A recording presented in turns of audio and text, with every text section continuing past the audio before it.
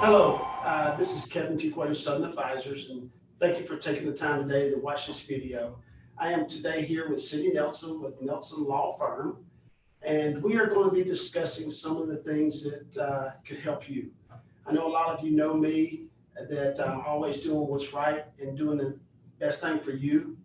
And I have some concerns of some of you that a lot of people are talking about wills. I have a will. I don't even have, a lot of you don't even have wills. And I think it's very important that everyone should have something to leave behind whenever they go.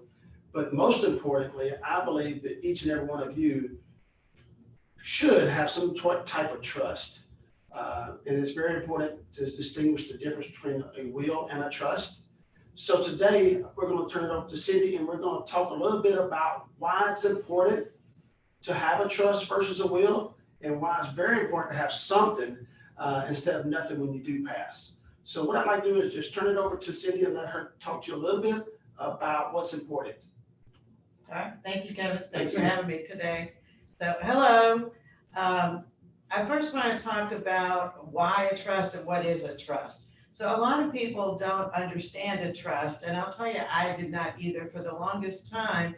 Before I started doing this, I thought that there were just some really wealthy people somewhere that had trust funds for their children, and I wasn't one of them, so I didn't really pay a lot of attention. But a trust is a legal wrapper around something. And so a lot of times people will put a house in a trust because that trust can be used to pass a house from one person to another, as in a beneficiary, without going through probate court. But the other advantage of a trust is that it helps you to make some decisions about your assets even after you pass away. Where with just a will is distributed on the day that you pass, no matter what else is going on in the world. But with a trust, you can set up different parameters and different things that you want to have happen and make your wealth that you've worked your whole life to create and protect work the way that you want for your family. So you might be saying, well, what exactly does that mean? And so when you have a will just goes to the beneficiaries. But when you have a trust, the will goes to the trust, and from there it's distributed. So I'm going to give you an example. So one of my clients, they have a grandson who is really good at sports, and they want to make sure that no matter what, he has the opportunity to continue to build the skills that he has in the sports area. And so in their trust, they have it set up so when their grandson goes to college, he doesn't have to work as long as he's playing sports. And in high school, if his family needs more money because it's now expensive to be involved in sports as you're younger, if they need more money to pay for a traveling team or equipment or that type of thing, this trust is going to pay for that. And the trust can pay for that while they're still alive as the grandparents, or that money can be set aside for after they pass away. The other thing that this particular family has in their trust that I really like is this gentleman, the grandfather, worked in corporate America all of his life. And he doesn't want his children and grandchildren to have to work in corporate America if they don't want to. But he also knows that it's really difficult for anybody to start a business when you don't have any credit, you're young, and that type of thing. So he's put a provision in his trust that his grandson at 25, if he hasn't made it to professional sports, then they're going to stop subsidizing the sports. But if he wants to open his own business and he has a really good business plan that he presents to the trustee, which again could be the grandfather at this point, then they're going to give him the money to try to open that business and get it up and running. So offering alternative I guess, opportunities to your family based on what is important to you. What do you want your legacy to be? What do you want your family to experience in their life? Another important thing, I love this one, Kevin, is one family. So when the husband and wife pass away, they want their 4 kids to get together and go on a vacation with the grandkids. And so the trust is going to pay for that. So a lot of times when we lose both of our parents, the parents are concerned that the children are still going to be together as a family. And this is a way to build that foundation for the children and grandchildren to have a little bit different relationship without the matriarch and patriarch of the family. And so you can put things like that in a trust. You could do a lot more with a trust where with a will you can't, in summary. The other thing about a trust and why I think that anybody that owns real estate needs it is because if the real estate is not in a trust, then you have to go through probate court. And we'll talk a little bit more about that, but probate court in the state of Georgia takes 6 to 9 months, and it's going to cost you several $1,000s. And during that 6 to 9 months, your family does not get access to the money or the assets that you have. So they can be put in a very severe predicament if they are expecting to live, or if you're expecting them to live off of what you've accumulated, and then they cannot get to it. So that's a great reason to have a trust, especially then if you own property in more than one state. So a lot of people believe that everything goes from them to their spouse without going through probate court, and that's just not true. And if I have a place in Florida, then my place in Florida has to be probated in Florida, and my place in Georgia has to be probated here. So we have 2 different probates, and the expense and the length of that before we can get through that finalized process. So again, there's a lot of reasons that you want to have a trust. So what I'd like to ask is, Cindy, a lot of my clients think when they do a trust, they're losing control. Oh, And and I know that's a big misconception, and I just want you to clarify that for each one of these, just so they'll understand that there's 2 different ways. Yes. Okay. Thank you very much for asking that. So there are 2 types of trust. There's a living trust and there's an asset protection trust. And there's a lot of stuff you're going to read on the internet about those 2 different types of trust, but I want to explain that they're all based on how your attorney writes them. The way that we write those trusts, you do not lose control of your assets. You don't want to put all of your assets into the trust. I want you to have, where your income comes in, your bank accounts. I want you to have money you can spend. And you don't have to put all of your assets in the trust. You have to put real estate into the trust because that's the way you avoid probate court. With all of your other assets, I can make it so you avoid probate court without it even being in the trust. So you don't have to change all your bank accounts and your car title and that type of thing to use the type of trust that we do for our clients.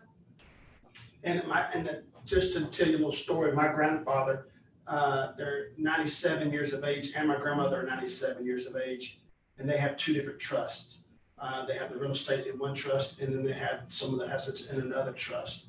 And both of those are just like she was explaining there. So I have firsthand experience of those for sure. So. Well, that's good. Your grandparents have longevity. That's Absolutely. Excellent at 97. I'm very blessed. I got all 4 of my grandparents. Really? Yeah, all of them are in their 90s. So Wow. I'll be here for a long time. That's right. That's great. So then the next thing that we're going to talk about is how is a trust different from one law firm to the next law firm? And I did say that, we create the trust different than anybody else, I think, in that you always have control no matter what kind of trust it is. So I have an asset protection trust that my real estate is in. And my son is the trustee of that trust. But last year I sold my house, I bought a new house, so you can still do that even though the house is in the trust. And if I ever felt like my son wasn't doing things like I wanted him to do with the trust, I can fire him. So it isn't like he can do anything I don't want him to do, because I'll just get rid of him and replace him with a different son. So you're always in control of what happens. But again, that is not something that happens with every trust. They're not all created equal. The other thing I think that we offer with a trust is that once you create that trust, we help you fund it. So a lot of law firms, they do the legal part, and then there's this like connecting of your finances to the legal part that they send you off to do yourself. And we find that that doesn't happen because it's complex, it's confusing. The people at the financial institutions don't always know how to do that. And so we actually have someone on the team called a client funding manager that goes to the bank with our clients and would work with you as the financial advisor to get everything straightened up and do whatever we need to do there. Talk to your insurance agent and that type of thing. Whatever we need to do to connect your financial picture with your legal picture, we make that happen together. We don't send you on your way independently. We see a lot of people that come in that have gotten a trust, but when they want us to review it, there's nothing in the trust, so the trust isn't good. That's right. They think that because they got the legal document, that now it's gonna work the way it's supposed to, because no one told them any different, and it doesn't work. And so the whole idea of why they got the trust is negated, and they thought, that's the worst part, is they thought that they were all covered. If I don't have a will, or I don't have a trust, I know I'm at risk, and I have this little, lady or guy on my shoulder telling me all the time, hey, you need to do something, you need to do something. But if I've already done it and I think I'm covered, and then I find out that I wasn't, that is the real shock. Yes. So thank you, good story. The other thing that we like to do at Nelson Elder Care Law is to involve the kids in the process, or whatever family members you want. It's real important to me and to my team that the client understands what we're doing. I don't want it to be a bunch of legal mumbo jumbo. There has to be a lot of legalese in the documents, but we sit down and make sure you understand, why are you doing this? What is the result of doing this? And what kind of things are gonna happen through your life that you're protected from this? When do you need to call us just to ask a question? And those types of things. And so if you're gonna understand this, and this is gonna work for you the rest of your life, we've gotta bring in some family members. Again, whether that's the children or whoever you want to bring in, so that they understand too, because they're part of the plan. We're putting together the plan for your future, and when they're part of the plan, they gotta get to know us, they need to understand what it is that they need to do. When do they need to take action? And typically we tell them, Kevin, that when they need to take action, to call us. Because even if I tell them today, you need to do X, Y, Z, it might be 20 years, they're not gonna remember that, and I wouldn't expect them to. So instead of even trying to remember, just call us. When something like this happens, then give us a call, we're gonna walk you through that. It doesn't mean we have to change the legal stuff, but again, we're trying to plan your future. We wanna make sure you're protected for the rest of your life. So. And that is very important, ladies and gentlemen, because with all the things that are going on today, the last thing you need to be worried about is, what do I do if my spouse passes away? Or what do I do? Or what do my kids do? They will be a part of the process, and the kids will know. So if something ever happens, or when something ever happens, the kids will know exactly what to do, and that's very important. It's really helpful to the kids too. I wanna know that my mom has something in place, a good plan, and that it's gonna work, and I have someone I could call when I need to. So that gives me peace of mind. Otherwise, I'm thinking, did she do anything? Am I gonna be the backstop to pay for her care? If she doesn't have a good plan, am I gonna be the one that all of a sudden has to develop a plan on the fly? So it's really reassuring to everyone, and I should say, you don't have to tell your children how much money you have or where you have it. We don't have to get into that level of detail. My kids don't know that, and they're not gonna know it for a long time, I hope. But we do want them to know you've got a plan and this is how the plan is gonna work. So you still have your privacy, but we want them to know there's a plan. It's very important. The next question that I get a lot is, well, how much does this cost? Let's talk about price, right? Because I don't wanna be spending $1 million on this. And so we work off of what we call a flat rate system. So when you come in and you talk to us and we get to know you and understand what you need, then we can tell you right there during the first meeting some options of what we would recommend and exactly what it's gonna cost you. So we're not gonna do what I call the escalated hourly billing, where you don't know up front. Absolutely. You'll know up front how much you're gonna pay, and there are no hidden costs after that. That's it. So the other thing I wanna say about that, though, is that the cost of our services are less than one person going through probate court. That's very important. And the trust will allow, if you're a couple, two people to go through probate court without paying, or to avoid probate court, so to not pay for probate court. Also, we can protect assets. And so if I had to spend some money to protect the investment that I have in my house, how much would that be worth to me? I mean, the return on that investment is huge for what you pay us and what you're going to get out of it. I think that every client we've had has gotten more than tenfold return on what they've paid us. Absolutely. And so I know we all want to be price conscious. I want you to be value conscious. So what is it that you're going to get for the money that you're paying, rather than what is it that you're paying, how much? So look at that. Another thing along that line is that with the trust that we do, and not all trusts do this, we put your house in the trust, but we also preserve your homestead exemption. That's huge. That's a few $1,000s a year right there. And if you're in a county and of an age where you get the school tax exemption, we preserve that. And then there's some IRS exemptions when you live in your house for 2 years and you sell it. For each person in the couple, you can make up to $250,000 in capital gains that are exempt from taxes.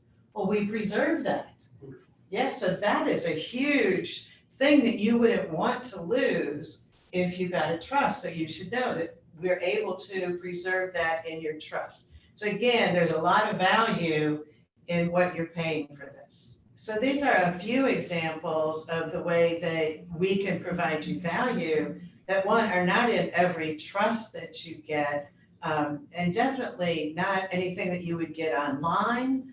A lot of people ask me, well, Cindy, should I go online and get a will or a trust? I can get one for X amount of money. And my answer is always, those are good tools if you know what you're doing and how to do it. But in reality, maybe only the people that bring them into us didn't execute them correctly and didn't put the right things in there. But you get what you pay for from what I've seen. So if you know how to do it, perfect, go and do it. If you don't, you better not. Well, I think that's one of the most important things to understand about the Nelson Law Firm is they have a process. And this process, they walk you through that process as you come in. Where you go online, there's no process. It's just fill out the paperwork and hopefully you get it right. Well, if you're gonna take the time to do something, you wanna make sure you take the time to do it right. And I think that's exactly why Cindy has such a passion for what she does, is because she wants to make sure it's done right. And that's every time. So that's very important, Cindy. Thank you. And yes, we do. We want to make sure it's done right. And especially because a lot of these things you don't know until it's too late that it's Absolutely. not done right. And nobody wants that shock. So what will happen if you do have to go through probate court? I alluded to this earlier, and I am living this nightmare myself, actually. My younger brother passed away 4.5 years ago and didn't listen to his sister and did not get his affairs in order. And so he was an attorney, a personal injury attorney, and quite successful. And he wrote his own will. So every attorney does think that they can write a will, and he did. And it was one of the worst wills I've ever seen. And unfortunately, we've spent 4 years going through probate court. So let me tell you what that looks like. So he lives in Illinois. He had a very nice house, but the house was stuck in probate for 4 years. So nobody could live in the house. We couldn't sell the house. We can't lease the house, but somebody's got to pay the utilities and the taxes on the house. And you don't have any access to the money that he had. He had a lot of money, but we don't have access to it until you get further down in the probate process.